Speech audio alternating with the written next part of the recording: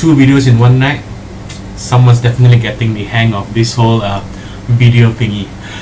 Anyway, again, this is not going to be an in-depth review because I obviously don't have the right gear to properly review this next product, but I'm still quite excited about getting it nonetheless. Okay, as some of you know, I bought the Leo V2 not too long ago. I actually managed to get this the day before the pre-order list closed, so I got it at the pre-order price. I think I paid €42 for this, for the mod only. I took the Carbono version, and that includes shipping to my door. Since then, the price has gone up to about €70, I think. Yep. So anyway, one of the main gripes that I had with the Leo V2 was how the positive pole came with a spring at the end. Now this isn't the original spring. The original spring is somewhere here. The original spring was silver coated, and so is the sort of 510 pin. It was silver coated. I forget how many micron, but it's on the Delaney Mods website. The only problem was, that when I popped in my battery and I gave it the first buzz, the spring compressed. Yeah, before I could even take a vape, a test fire, the spring compressed on me, and the only thing that I thought of doing was to pull it back out and to get it to work, and it did. To its credit, I pulled it out. The bottom was still a bit springy, but the top part that was touching the battery, it was pretty compressed. I'm not sure, maybe that was the fault of my Etty that shorted it out a bit, but ever since then I've been getting quite a crappy vape from my Leo V2. So I was looking for options. Delaney Mods, the modder Enrique, he sort of acknowledged this shortcoming, and about a week later he started pushing out telescopic pins, like what you get on the Chiu, two layer sort of a 510 connection. He was pushing out brass pins as well as silver coated pins, and those were going for about €4, I think, €4.99 for the silver coated telescopic 510 pin. On top of that, he was offering free shipping.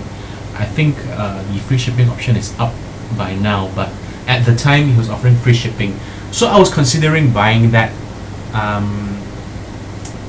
but I didn't. The main reason why I didn't was because it takes forever to ship from Spain. It took about a month after after he shipped it out. It took a month to arrive here, and I didn't have the patience. So I did a bit of googling, and again, I stumbled upon Todd's review of the Leo, and he said that he saw somebody use a PAPS pin, a pin from the GP PAPS, GP PAPS, whatever. He said that he saw somebody buy that and use that on the Leo, or was it the Bulldog? The Leo. So I went to the Delaney Mods page and I posted up a question asking Enrique if a product from somebody else worked in his mod. He said he didn't know, but another sort of group member confirmed that the PAPS pin does fit. He even posted a picture. So again, I started searching around the Facebook groups, and I came across a very nice seller who happened to be carrying the PAPS pins, and for a pretty decent price as well. He had a few options up for selection. The first one was a brass pin that was silver plated, after which he custom gold plated it, 24K gold. He also had a pure silver pin, not a silver coated but a pure silver pin, and he also had some rhodium coated pins, but unfortunately the rhodium coated pins were sold out already, and the pure silver pins were a bit more expensive than these. I picked up the gold plated over silver plated over brass pins, which the seller told me was the same type of finish material plating as what you get on the 2.5 Lux. I picked this up for 65 ringgit, and the pure silver pins cost 98 ringgit. I know it's a small difference, 30 odd ringgit difference, about 10 US dollars difference, but I didn't want to risk buying something that wouldn't fit on my Leo.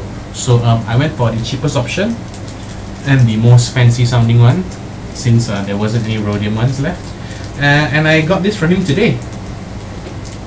So this is the telescopic pin. Comes with 2 layers of pinniness. Let's see, your standard telescopic pin, if only the camera would decide to focus. Okay, boom. Okay, there you go. It came with an insulator that I just screwed off, and it also came with a another pin for the telescopic part, I guess. Looking at them, same diameter, different thickness, so I'm fancying a thicker one. But before that, let me show you how the Leo vapes with the makeshift sort of springy silver plated 510 connector.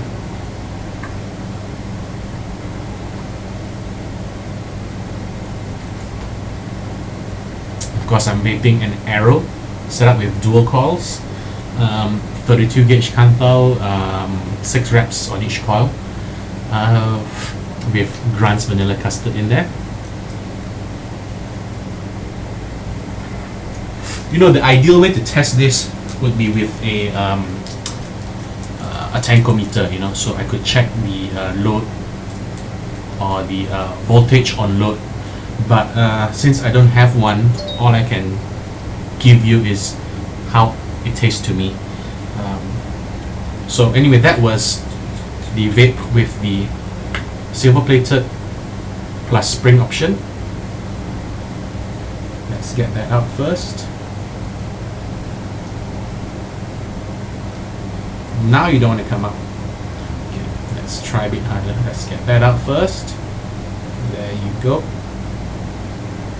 And as you see, this is a sort of a 2-tier sort of spring as well. Let me get that to zoom.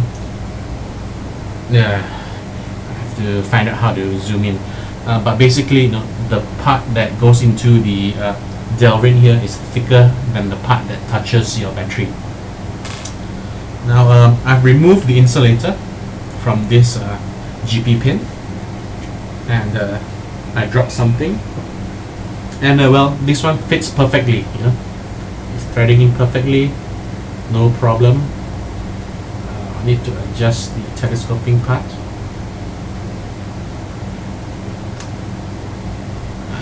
There you go. Okay, so the base is screwed in all the way actually, and I'm just going to pull this out a bit, not quite a lot, and let's thread this on.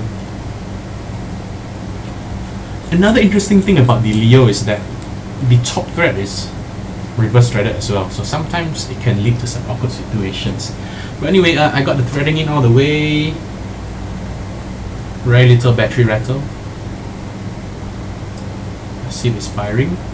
It's firing.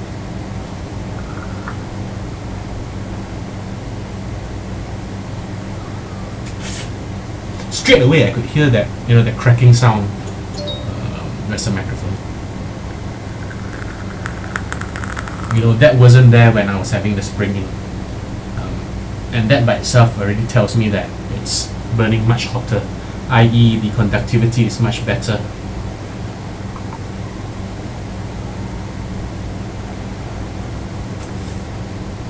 The vape is also much warmer. It was almost cold on the other setup. It was still vaping, but it's almost cold. And this is a fully charged 4.2 volts, 14500 battery. I'm just going to swap out this telescoping part and see if the thicker base makes any difference. Mind you, the telescoping part is screwed almost all the way out. It's a bit too long. It's screwed almost all the way out, so a bit more. It was screwed almost all the way out. It's about halfway in right now. Alright, no rattle. Same cracking sound. Let's give this a try.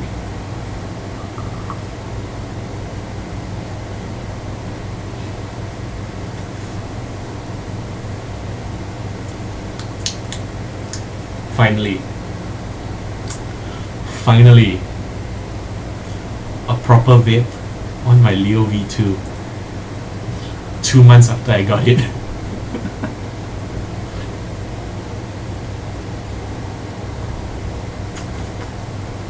I almost lost faith in the Aero when I had it on the Leo V2 on the original setup, because I felt that, you know, it wasn't giving me a good vape. Then when I put it on the VGT, this mod, and mind you, the VGT is known for having a very, very low voltage drop. When I put it on the VGT, it was cracking. It was an intense little Etty. I would say on par or even better than what I get on the G-Bell, especially with 2 cores in it, 2 wicks in it. Wow. I'm getting a vape that's pretty similar to what I get on the VGT. Pretty similar. I can't say it's the same. And I'm not promising it's the same, since I have no equipment other than my tongue, my ears, and my gut feel. But I'm happy.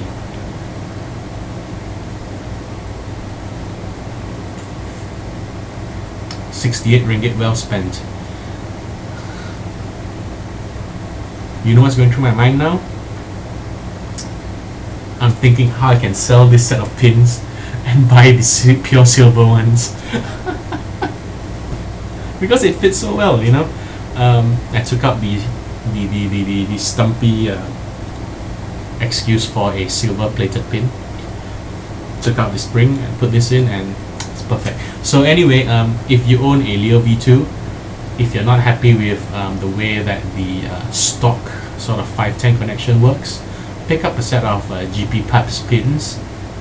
Again, this is the supposed to be the same finishing material as what you get on the 2.5 Lux connector, which is brass, which is silver coated, which is 24K gold coated, plated. So yeah.